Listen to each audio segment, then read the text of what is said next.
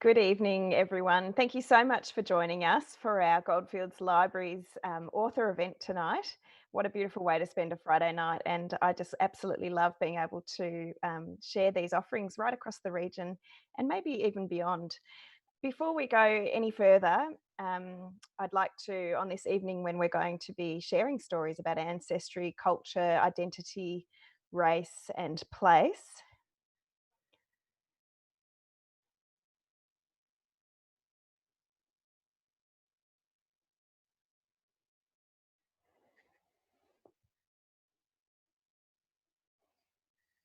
Stuart, I'm just about to do the acknowledgement of country, but I'm getting a replay of my own voice. Is that a problem? But I don't want to listen to that. How do I not listen to it? Right. Hello, everyone. Okay. Oh, that's what's happening. I've got my YouTube on. Sorry, everyone. This is a work in progress as we're all learning. How do I silence myself? Here we go.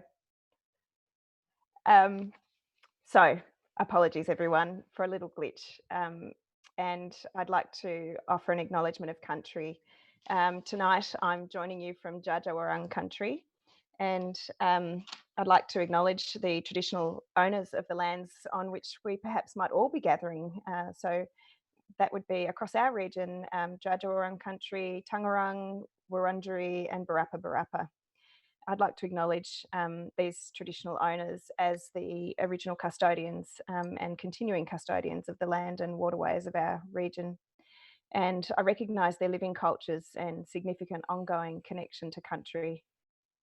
I'd like to pay my respects to elders past and, of course, any elders who are joining us on the call tonight. And I'm absolutely delighted to also introduce you to our guest author and writer tonight, Nokomi Achkar. Nokomi, thank you so much for joining us. Nokomi is also a local woman, also joining us from Dja country tonight. And actually, I'd like to invite you, if you're listening, to perhaps pop in the chat box where you're joining us from tonight, what traditional lands you're on. Nokomi makes art, she writes, she teaches, she practices decolonisation, radical intersectional feminism and spirituality, and searches for meaning through nature, women, ritual, and food. Nokomi is a fierce advocate for equity, social justice, and the dignity of human rights afforded to all. And I can tell you firsthand that she's also an extraordinary writer and presenter, and it's always a bit dangerous to start a live session by saying that it's going to be amazing. But we had a beautiful conversation earlier today, which I hope, if that's a flavour of things to come tonight, is going to be a very special conversation. Nokomi is a contributor to this book, which is the subject of our author talk tonight. It's called Arab, Australian and Other. And it's an anthology of stories of Australians who are from Arabic cultural backgrounds.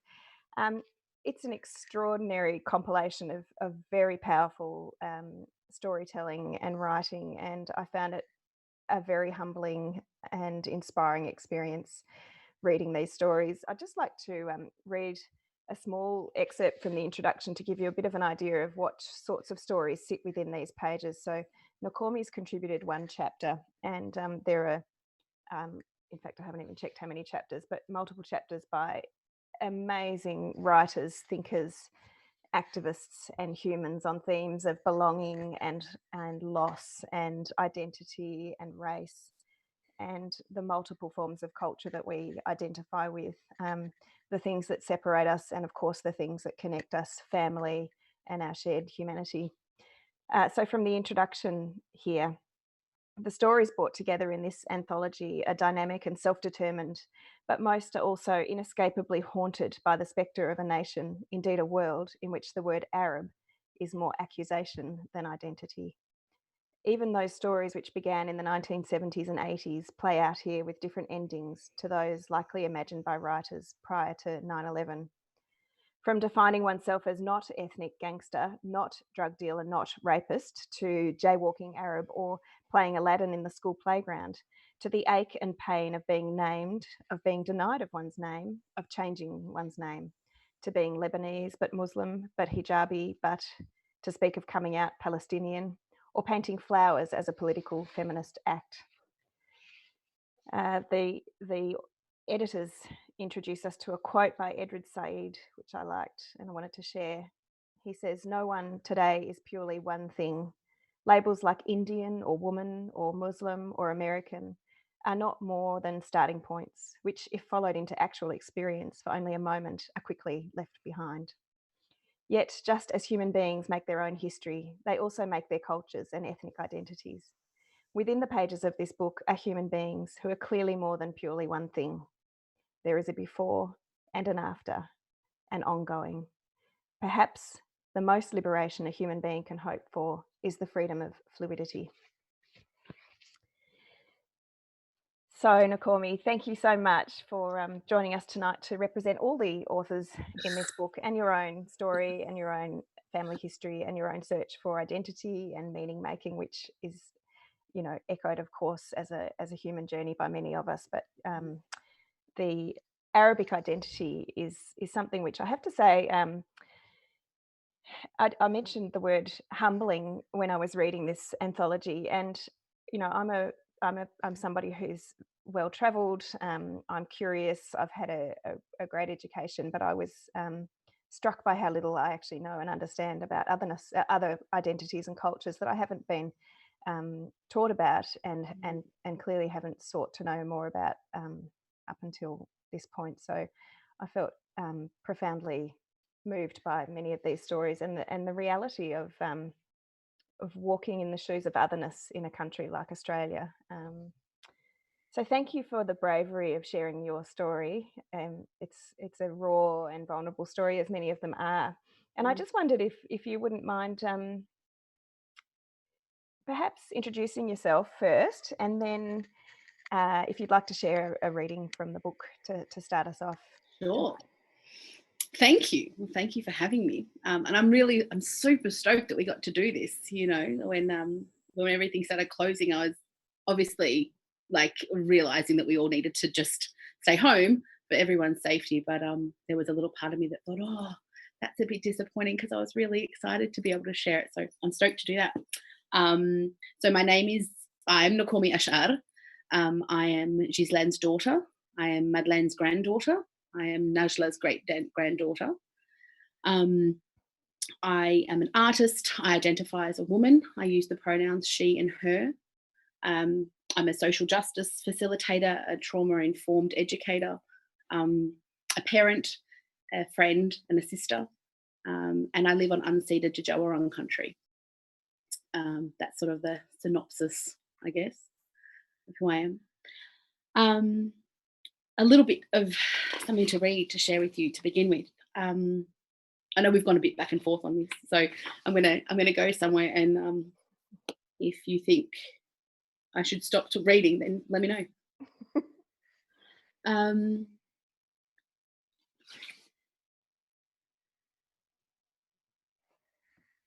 What I know to be true is that there would be no story of me without the story of my ancestors, the women of my family, the matriarchs who taught me unshakable faith in the capacity of the warrior woman, whether she is Ya'adra, Mother Earth, or any other sage sister with a smile, a cup of coffee, and wise words to offer.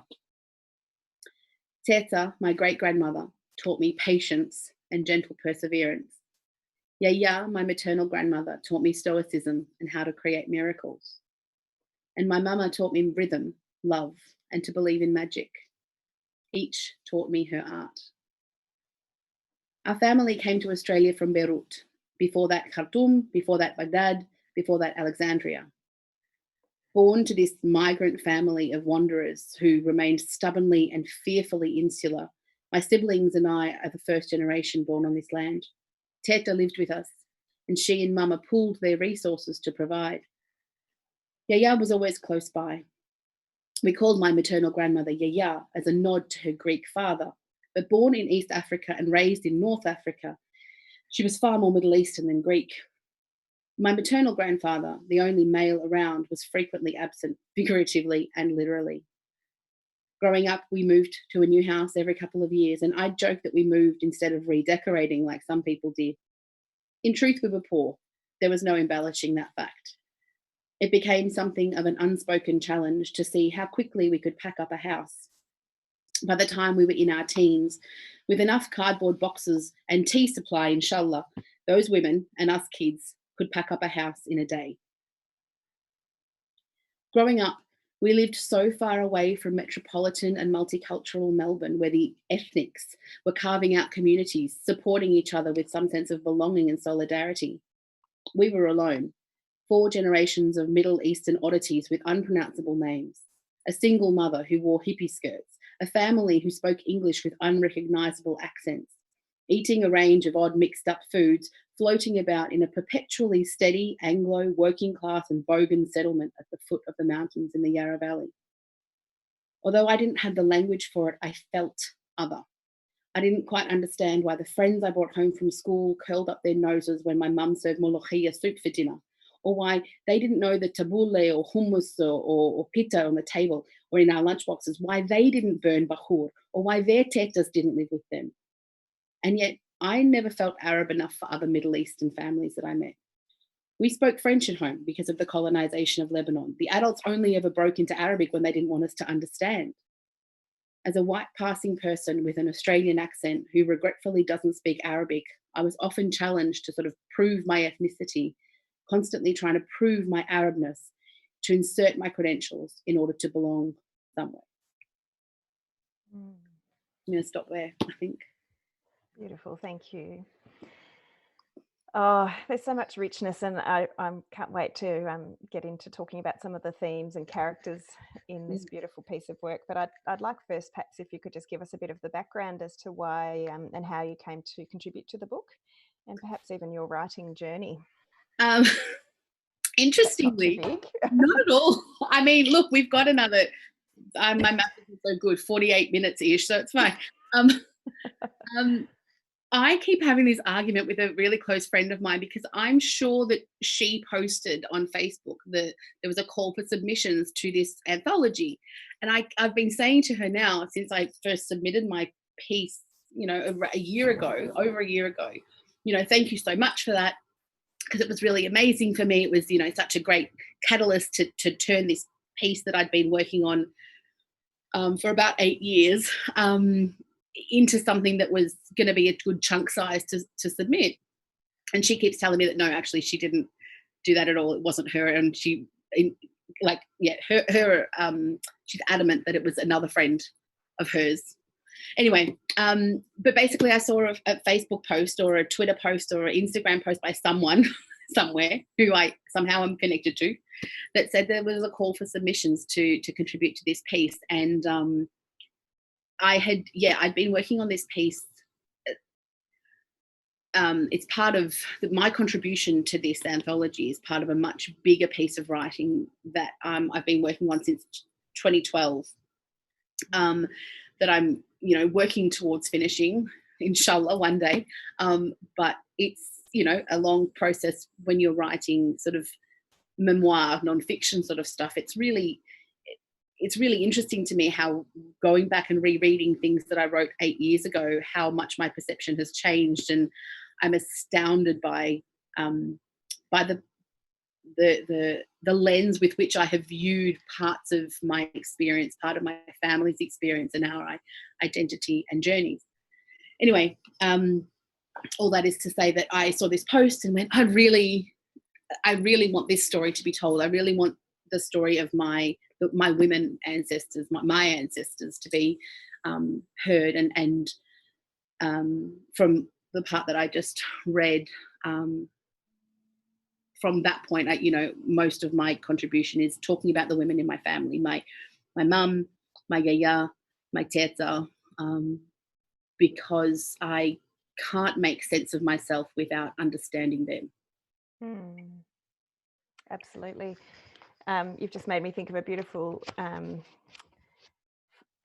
paragraph in your chapter, actually, that says exactly that pretty much. I know I'm a descendant of at least 3 generations of courageous and loving and spirited women whose lives took them across the Arab world and eventually to a new life and new rituals in Australia. Women whose hands I see guiding mine, whose voices I hear echoed in my own. That's really powerful. I'm also a non-fiction writer, and I really relate to what you were saying about the incredible challenge of capturing your own thoughts, and sharing them in such a way when we're all just a work in progress always. And then when you pinpoint them in a moment in time and put them on paper and share them with the world, which, as I said earlier, is an incredibly courageous act.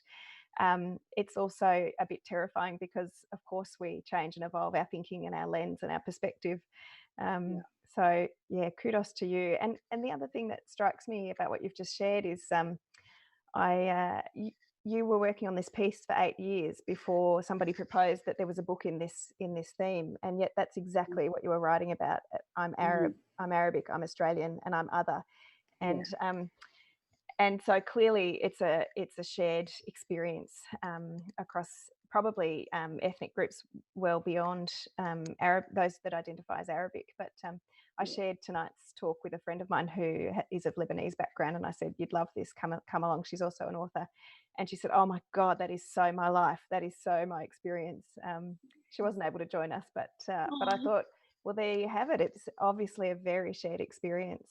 Yeah. Um, It is. yeah. It's actually astounding to me. And, as I was reading through the other contributions, there are some beautiful.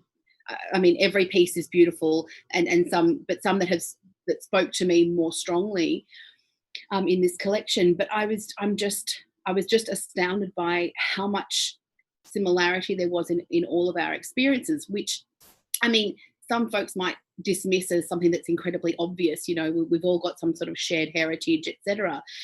But there's something about the experience that is so, I don't know. I don't even have words for it. Like, it's so powerful to be able to say, "Oh my gosh, I know what it's like to have someone look at me and say, 'You're what? You're Lebanese. You don't look Lebanese,'" And this, I mean, I can, off the top of my head, there's two other stories in this anthology where folks have said similar things, like having that experience of going, "Well, how do I have to prove myself in order for you to accept me for who I am, in order for you to respect me for the parts of my identity, the myriad parts of my identity that I bring to any interaction that we might have." Mm. Mm. Yeah, and again, I think that speaks to why it's so important that those of us who are storytellers and story catchers actually get to that point where we're prepared to put ourselves out there, because others see themselves in those stories. And that is so transformative and affirming for people, because it is a shared human experience to varying degrees. But also, what struck me, and I wonder if you can, share a bit more for us. I hate the words, a bit of a Arabic 101, but when you say that there's shared identity, there absolutely is. But also within that term, that umbrella term Arabic, there's a vast cultural diversity and geographical diversity and faith tradition diversity. So can you tell us a bit more about that?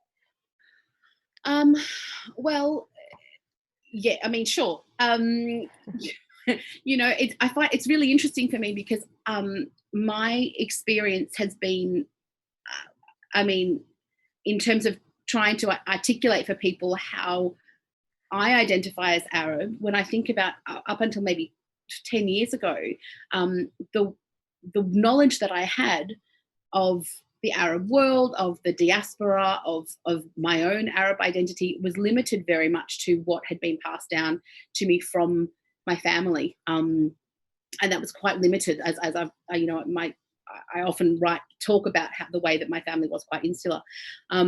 So that's really interesting. And as I've gotten to know more, um, more Arab friends and read and heard more Arab voices and storytellers in all forms of storytelling, I've realized I keep learning. Like, it's a really an interesting journey for me to keep learning about being Arab, about what the Arab world is. I kind of even hesitate to use that because it's implies that there's this space that is just Arab and then the rest, we don't exist outside of that. But anyway, so when people think of, mostly when people who are Anglo heritage think of Arabs, they tend to conflate Arab and Muslim.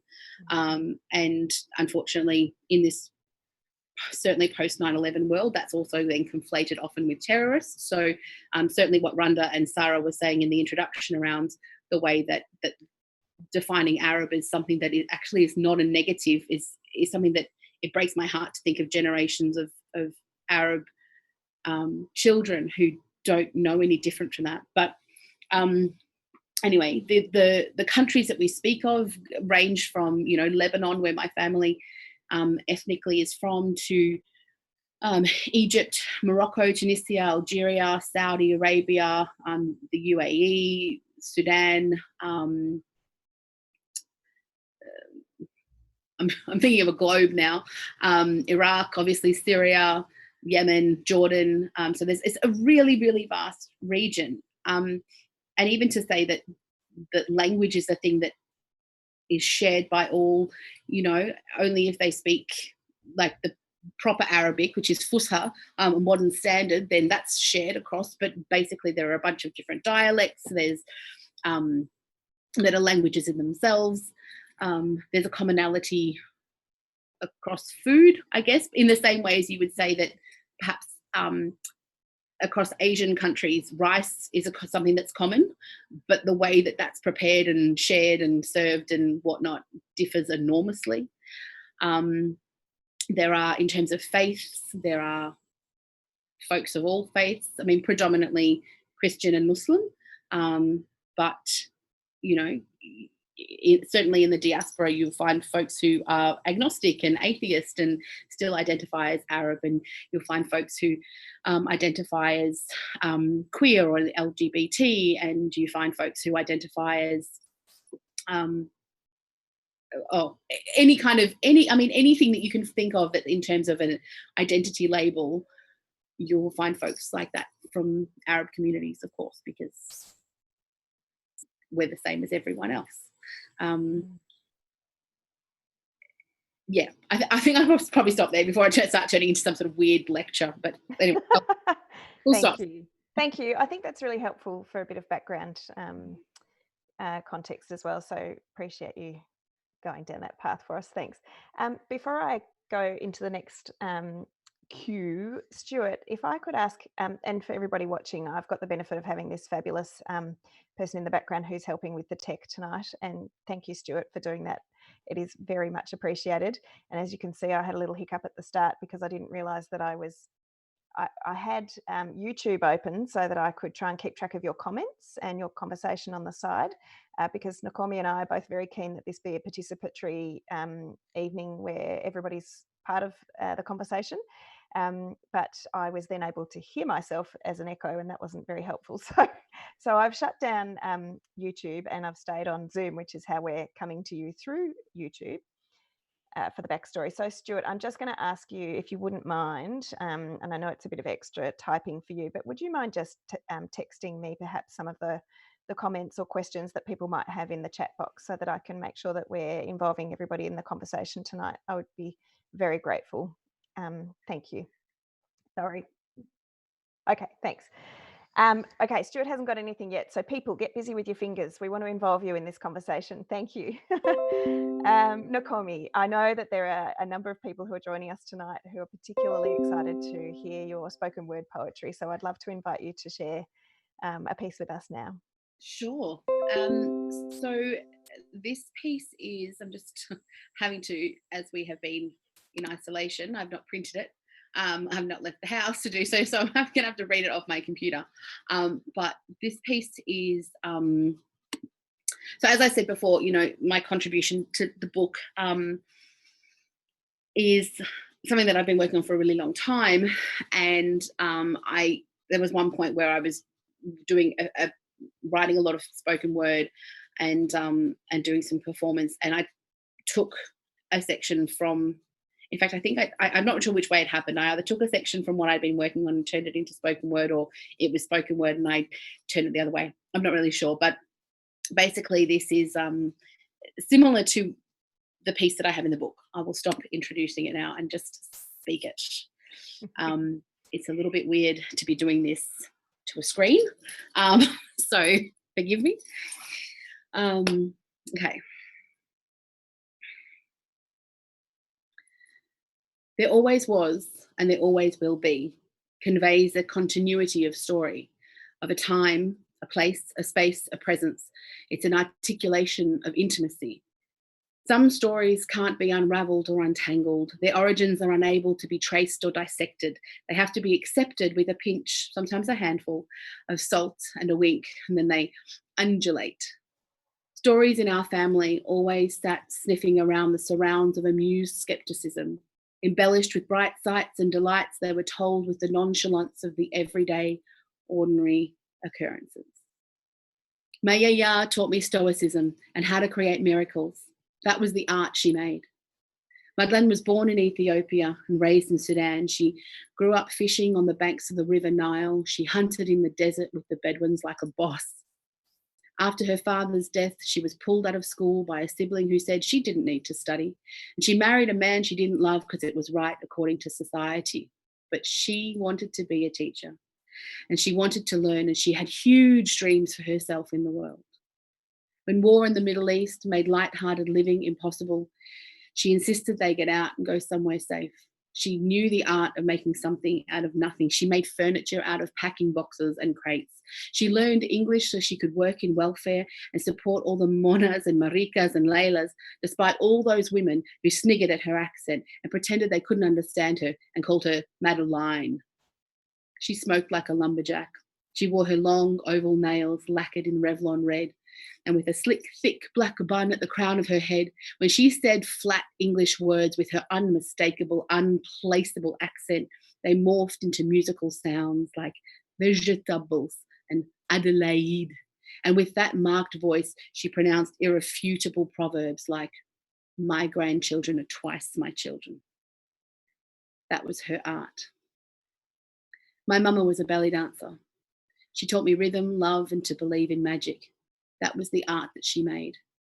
When I was 10, she let me bake gingerbread houses and cakes shaped like bears and dolls. At 12, she taught me to make treasures from others' trash, and I sewed my first skirt, a patchwork ankle-length wraparound made from pieces of my little brother's jeans that were wholly beyond help. At 13, she let me creatively loose when I knew I needed to make art. And of course, I never did anything by halves. It was a giant mural on the wall of my bedroom I envisioned creating without even knowing if I could paint. Mum said, "Ça va, ma poupée, we can wash it off and repaint it if need be." My mama believed in magic. And even in the face of my 14-year-old, early 90s, hand-painted purple and gold Doc Martens, dark brown outlined lips filled with concealer, contradiction of ballet and Guns N' Roses, that was the art that she made. I make art because often it's the only way I can get the ideas out. If I don't, I will droop and shrivel and decay. I tell stories because I have to. Artists appreciate the compulsion to create that courses through the corpus, rooting through the feet. It spreads like fingers on the wings of the It spreads like feathers on the wings of the fingers. My art affects my psyche when a space or a rhythm or an image or words are well balanced. My art is words and images competing constantly for space in my head. I tell stories because the impact of words or aesthetics change the way we see the other and hear the other. I make art about women, and I add my stories to the stories of those courageous women who made art, to those courageous women who made my heart.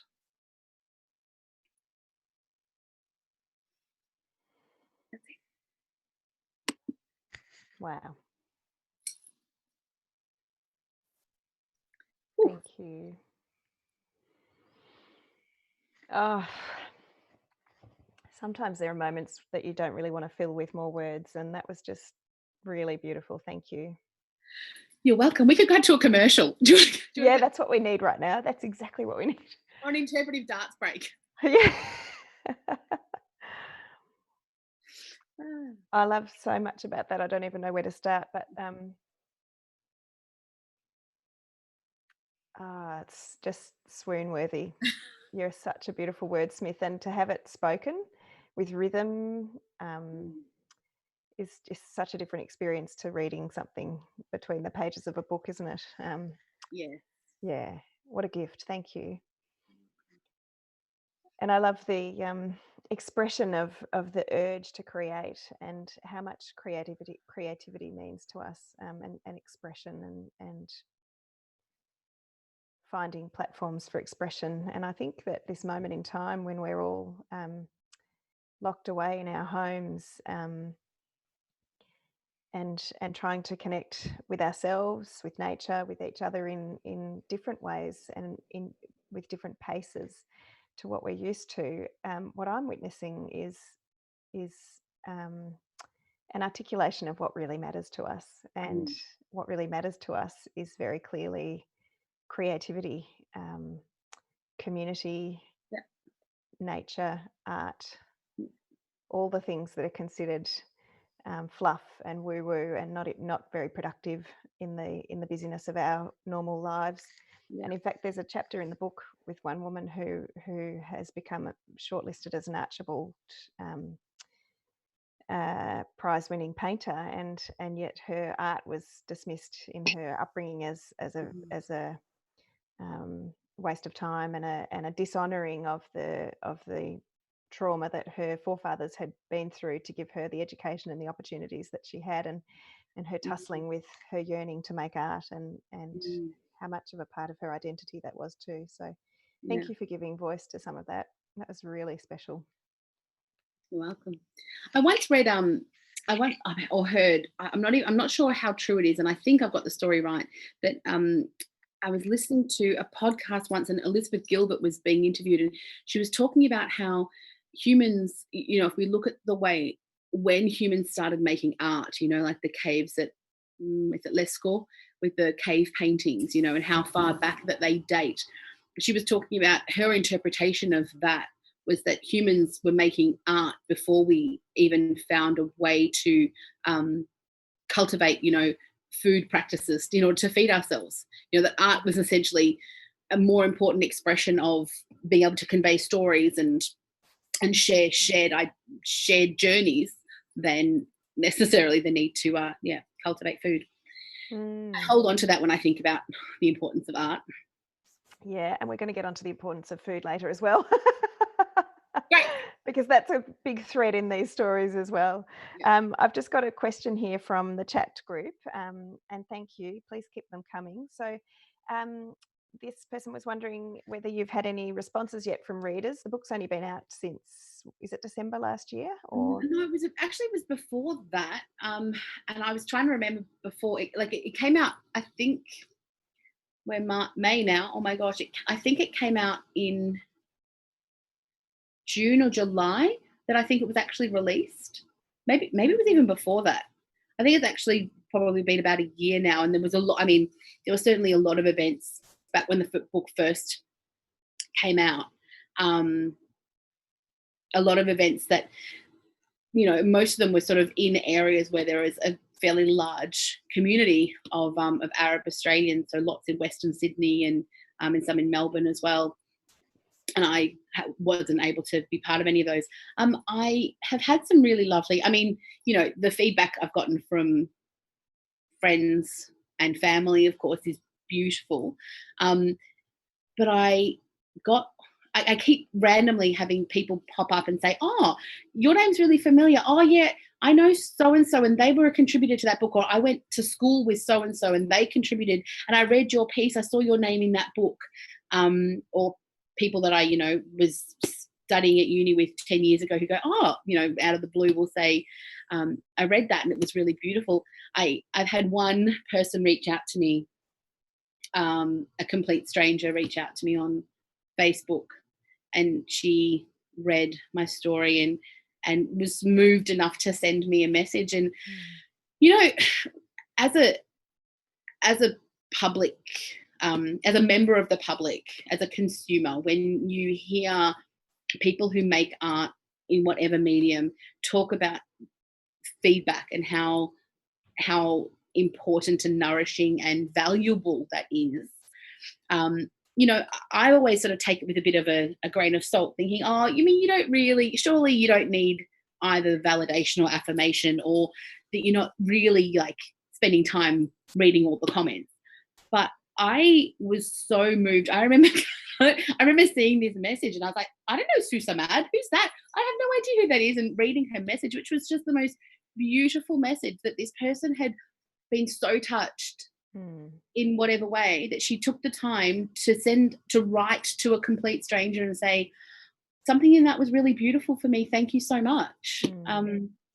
That was really, really lovely. And we had a little bit of back and forth, which was really nice as well. And you know, interestingly and beautifully for me, when I've been slowly meeting some of the different authors. I met several at a conference last year, and when this back and forth that I had with this stranger ended with us, you know, her saying, well, if you're ever in Sydney, you know, come, you know, I'd love to have some baklawa with you, and, you know, we'll have some coffee. And if you come with your mum and your daughter and whatever as well, you know, come along. And I was like, this is really common to me. Like, this feels very normal. And I would never have any, I would never hesitate, actually. I just go, yeah, of course, because I trust you. I don't know who you are, but I trust you because you're an Arab.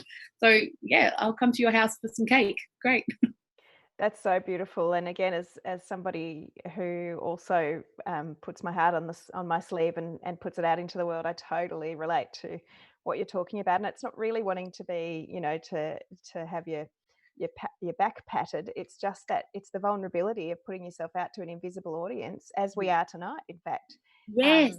And not having any sense of how they're receiving what you've offered. And it's such an intimate offering. So it's really beautiful for people to take the time to reach out. And I also get that trust bit, you know, anybody who's met you in that space and in that moment and resonated with it, it makes sense that you would want to go and catch up with them, actually. You know, if you're really famous, you probably haven't got time to catch up with them all, but you know. Anyway, I wanted to jump from your beautiful spoken word piece to a comment that you made when we were preparing for this, which was something about the performative nature of multiculturalism and diversity in our society. And I wanted to ask you to comment on that and share a bit more about what you meant by that. Yeah, I mean, I hate it when people start a sentence with, yeah, I mean, because I haven't actually said anything. So I'm not sure what I'm trying to explain out, but yeah. Okay, start again. I've felt really frustrated for a really long time at the way in which the rhetoric around successful multicultural society gets bandied about. And, you know, in some of my work as an anti-racism and cultural responsiveness facilitator, I deal with this a lot as well. And obviously as a person who's culturally other from the Anglo mainstream, I've had my lived experience of it. And it seems to me that what we do when we talk about that, what we as a so-called Australian society do, is that what we mean is that everyone's actually just coexisting. Like, we're all just existing. We're not actually the melting pot that they would have us believe. There are huge divisions. There are, you know, both overt and covert racism that still exists continuously in this society. And my understanding from my work and from hearing comments from people who are probably less progressive than I would like them to be, is that when we talk about these, you know, successful multicultural societies, what we actually mean is that, you know, you can go down the street and you can buy Chinese food, and you can buy Indian food, and there's probably some sushi as well, and, you know, there's pizza and there's, you know, pasta, and that's actually what we mean. We mean that, you know, it's okay that in Dandenong we've got a pocket of people who come from this particular cultural background, and that it's okay that in, you know, where we live here in Jajawarong country, we have little communities of you know, the Karen community. We have little communities of the Hazara communities, and they just kind of, you know, live their own way. And when I talk about the performative nature of multiculturalism, what I mean is talking about, and actually I think I'm fairly certain that Rhonda has talked about this in the introduction as well, that the performativity of multiculturalism is accepting things on a very surface level. You know, it's the things that we can sort of consume. I talked about consuming earlier with you. And I mean it literally and figuratively, in terms of we can consume food and talk about how we're a successful multicultural society, or we can, consume culture, as in, the performance of culture and cultural artifacts, etc. And all of that is a really nice sort of starting point. But the problem is, and the reason that this book is so wonderful and so necessary and timely and valuable, is that without understanding any of the deeper nuance of a person and their experience and a society, a culture, etc., all we're doing is just performing tolerance. We're performing inclusivity. We're not actually giving time and space and treating that person as the whole person, all with all the facets of their identity. We're looking at them through a stereotype lens. That's what we're doing, and that pisses me off. Yeah. Thanks for explaining that. It's timely, really, for us, as an organisation, as we reach to really walk the talk around embracing and welcoming diversity in our library spaces, and reaching to find people who don't already have cultures of libraries and what libraries have to offer in their cultural background, but also who need a safe space in our culture to go to, and a place where everybody's welcome and where learning is available to people at all different, from all different backgrounds and demographics and levels of literacy. So whilst we really want to be embracing of diversity, I can see us falling into that trap of that performative lip service potentially. So it's you've definitely given me food for thought. Thank you. I actually forgot, to be completely frank, I forgot that I was talking to you in the context of the library space. Like, I kind of just went, oh yeah, I'm just having a chat with Lucy and we're just talking about stuff. And oh yes, that's right. There is that's right. The library, does good work. Good, thanks. Yep. Plug. Goldfields Library has great books and spaces and programs and staff and lots of other good stuff, which I'll tell you about at the end. We're coming not close to the end, but I wanted to give you an opportunity to share another reading, which I know you've got prepared for us. So would you like to? Yes, I would. Thanks.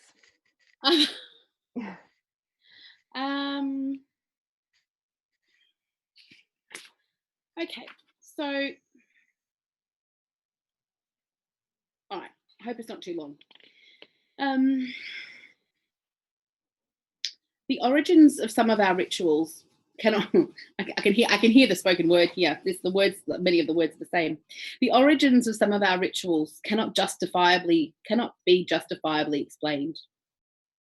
While Teta was alive, she would make the thick, sweet black coffee in a long-handled blue pot with a spout. Too young to drink it, I'd still hang around the kitchen for the ceremonial-like event and to listen to whatever stories were being told. There was no question of whether one wanted their coffee sweetened or not.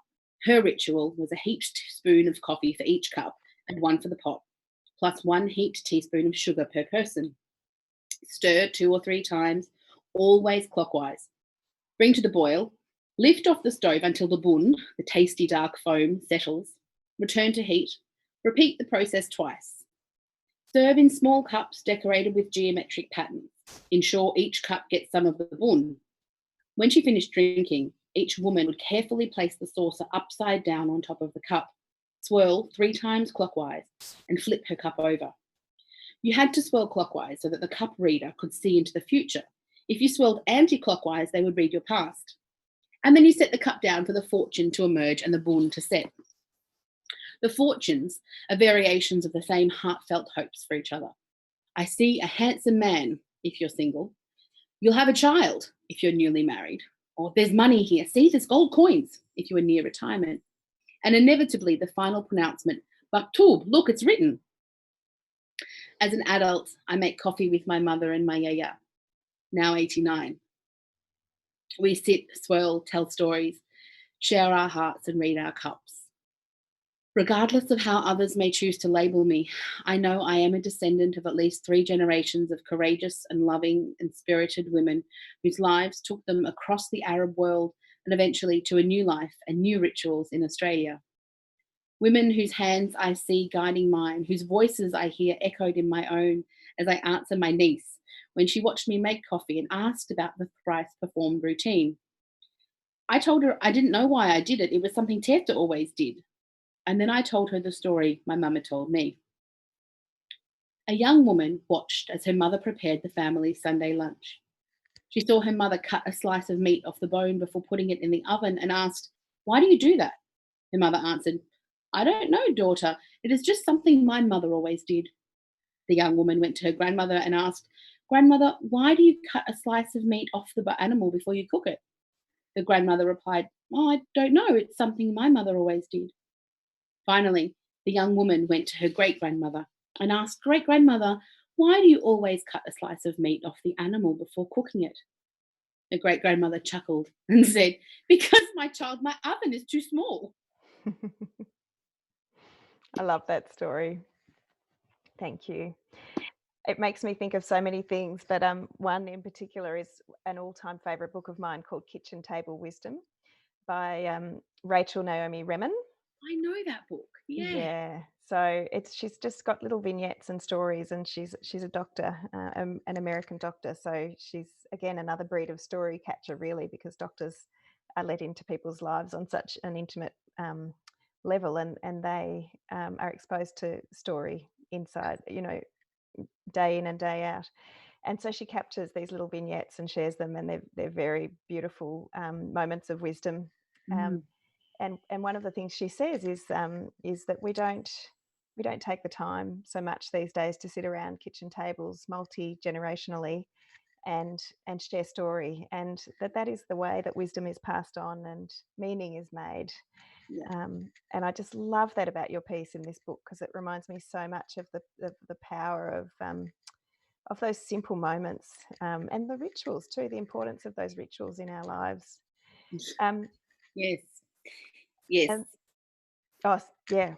Well, I was just about to say my yaya who I write about, she died earlier this year, and we all feel her loss dreadfully because along with mum and Teta, she raised us.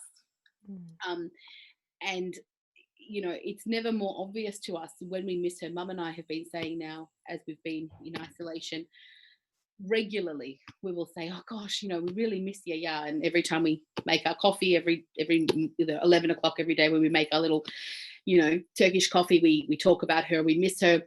And it's always when we're preparing food that we say, "Gosh, do you miss her?" "Yeah, I miss her too. I can really feel her today," or "I really feel I miss her. I feel her absence today." Mm. And it's either when we're preparing food, sharing food, or gardening, because Mm. Yaya had a way of she would tell us what we were doing wrong with no words. My grandmother was very good with. She had this pointed finger that just told you what to do, and she just she and you knew it's like that you were supposed to go and do this thing, and if you didn't go do it, you were going to get in so much trouble. Even when she was old and not mobile anymore, you knew you were going to get in trouble. So yeah, we miss her dreadfully. But yes, in those quiet moments of sharing food and Mm. preparing food. Yeah, beautiful. I said earlier that we were going to touch on the theme of food because it's a theme that threads itself throughout all the stories in the book. And one of the ones that struck me particularly was a family whose Lebanese ancestors had come to Australia in the 1850s, and they had lost all connection with geographical, cultural identity and any faith identity. But what they hadn't lost was their connection through food. Um, Yeah, and and you made a beautiful comment about that being the thing that people can carry with them, no matter what they're fleeing or how little of their other belongings they can take with them. They'll always bring their recipes in their heads. I thought that was very beautiful. yeah, yeah. Not mine. I mean, I have to credit where credit's due. It was from Stanley Tucci. I think that's who I got that from. But anyway, yeah. But the idea is right there. You know, it's the thing that can be shared. And I guess I would like it to be shared with the right amount of reverence. You Mm. know, I don't want it to literally just be consumed. I don't want it to be consumed mindlessly. I want it to be savored and honored. I mean, particularly because I often think that some of the food from our region, some of our cultural foods, you know, they take a while to prepare. You know, Mm.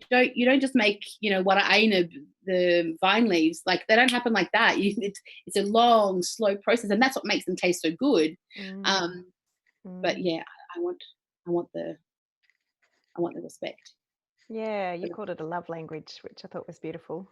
Um, Yeah, well, I mean, I am a feeder. Like mm. that's the thing. Like, and in fact, I'm pretty sure that all the women in my family are feeders. Like, if someone's feeling upset, we want to feed them. Like, we want to give them a hug, and then we want to feed them. And it's absolutely a love language. I want to. In fact, every time I want to go and see anyone who I know is feeling lots of big emotions and feelings, I just want to take them food, whether it's prepared or grown from my garden, because I know that, you know, there's something about having,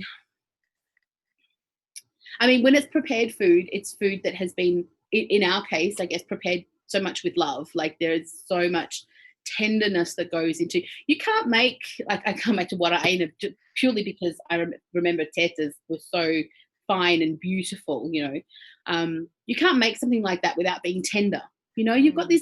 this beautiful little grape leaf that's just, Mm. it's beautiful and sitting there open for you to want to feel. How can you not be tender with this thing? So there's no way that that pot of food is going to have anything. No, there's no nasty thoughts in that pot of food. And you know, that surely counts for some kind of, I was going to say muscle memory. I'm not sure that's the right thing, but once it gets down to the stomach, it's got to be good for the gut.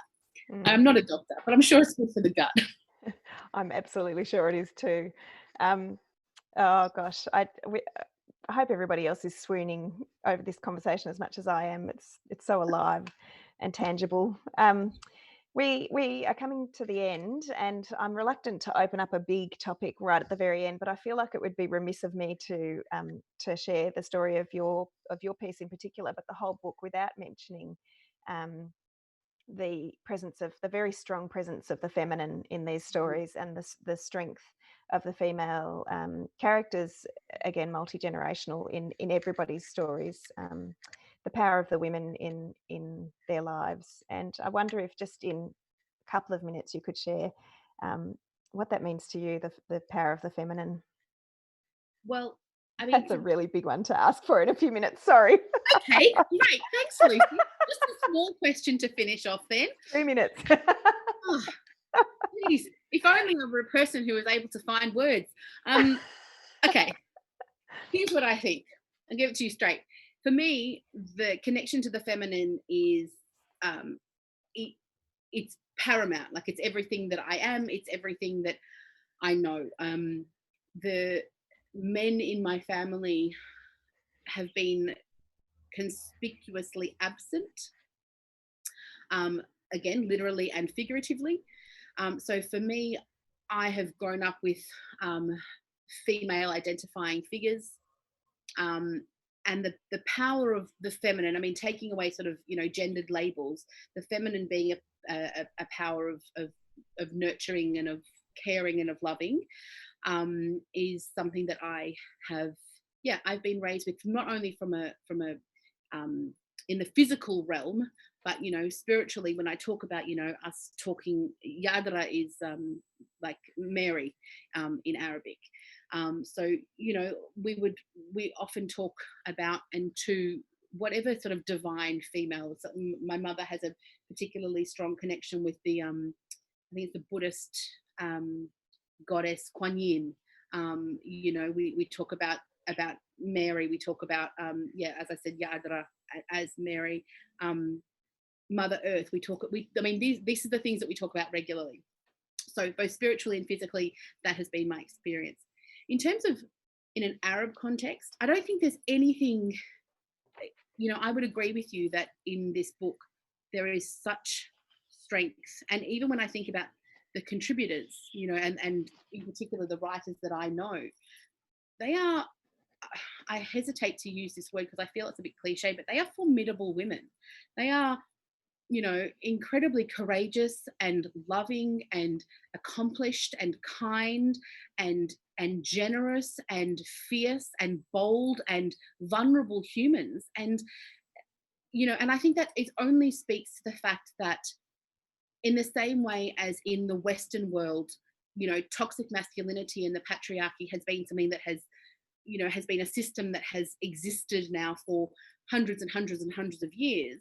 The same thing goes in the Arab world. And whilst we certainly, one of the aims of the book is to try and shed light, or to potentially dispel, I guess, some of the stereotypical views of the Arab world, and on Arabs. Um, and yeah, that is, men of that era form part of those stereotypes. I know in my family, the only living adult male relative now from the Arab side of my family is my brother, who is an incredible man and is doing so much to dispel ideas of toxic masculinity, not buy into. He's a nurturing human. He's an incredible father. He's very, very loving. He's a great human. And similarly, some of the other contributors to the book, some of the other male identifying contributors to the book, are also doing that same thing in breaking that mold. So I think the pervasiveness of the patriarchy and toxic masculinity is global. And in this book, one of the things that is very, very evident, as you say, is that, in the same way as we're wanting, intersectional feminism to come to the fore in the Western world, similarly, women are leading so much of the revolution in so many other spaces as well. Yeah. How did I go for time? Oh, that was brilliant. Loved it. Thank you. I reckon that's going to be the taster that finally makes people want to go and borrow the book or buy it and read it. I'm just going to finish with some words that you've used to describe the three matriarchs and the powerful women in your life. We've got Teta, your great-grandmother. You describe her as the linchpin, the uncontested North Star, the calm in any storm. She was made of all the stuff of an Arabian Nights heroine. And Yaya, who you've mentioned tonight, the cool red nails and the smoking like a lumberjack. And you tell a beautiful story in your piece about the power of the trust and how much that meant to you. Yeah. And then your mama, who was playful, creative, hardworking, belly dancing, and a survivor. These beautiful characters and these beautiful women in your life. Thank you for sharing them with us and yourself. And I believe there's now a number 5 in the women's lineage of your family who's just gone to bed. Actually, one the youngest has just gone to bed, but my brother's got a couple as well. So there you go. Generation. And before we close, I'd just like to take this opportunity to share with everybody who's watching, first of all, to thank you all for taking the time to tune in and join us. And I hope you've enjoyed the conversation as much as I have. And I hope you've enjoyed, it's a slightly strange way to engage, and it's a new way for many of us to engage, but I find it quite an intimate way to feel part of something, and what a beautiful thing to do on a Friday night, to feel part of our community. I wanted to let you know that we're doing lots more of this kind of work at the libraries. Goldfields Library Corporation covers 17 branches and agencies across 4 local government areas and a huge geographic region. And at the moment, of course, our libraries are closed, and we know that they mean a lot to many, many people, and we know that that's a huge gap in people's lives while we're closed. So we're doing absolutely everything we can to try and continue to deliver services in creative and different ways. We've just launched Library in Your Lounge Room. So if you have a look at our website, you'll see that there are a whole lot of resources where you can access eBooks, audiobooks, movies, magazines, newspapers, language classes, homeschooling resources, creative craft activities, and links to all sorts of other trusted and interesting resources. We're also just about to launch Life in Lockdown, which is a social history catching project. And we're hoping that the whole community are going to become story catchers with us and help us to take a snapshot of this moment in time. And we'll try to produce that into an exhibition and a book and maybe a blog as we go. So please keep an eye out on our social media and on our website for more information about that. And then, of course, we also recognise that a large number of people are not digitally connected and therefore are even more socially isolated, not just being asked to stay home, but also not having access to this rich and amazing world that people are starting to connect through and generate content through, that is the online space. And so we're available on phones through your local library. So please, if you've got neighbours or friends or loved ones who aren't digitally connected, either they might like to become digitally connected. We also have digital mentors trained who are ready and waiting to help people learn more about how to use their devices and the internet and become more connected if that's what they would like, or otherwise we're there on the end of the phone for a chat. So join us in our library in the lounge room and join us for another one of our author talks. At the moment, they're Friday nights, and going forward, we're thinking we'll shift to Thursday nights. But keep an eye on our programs and our events. And last but absolutely not least, Nokomi, thank you so much for bringing yourself and your heart and your wisdom and your ancestry to all of us tonight. It's been an absolute delight, not just tonight for me, but in the lead up as well, getting to know more about your story and reading this incredible book that you've contributed to. So thank you again. Thank you. You're welcome. It's a pleasure. Everyone.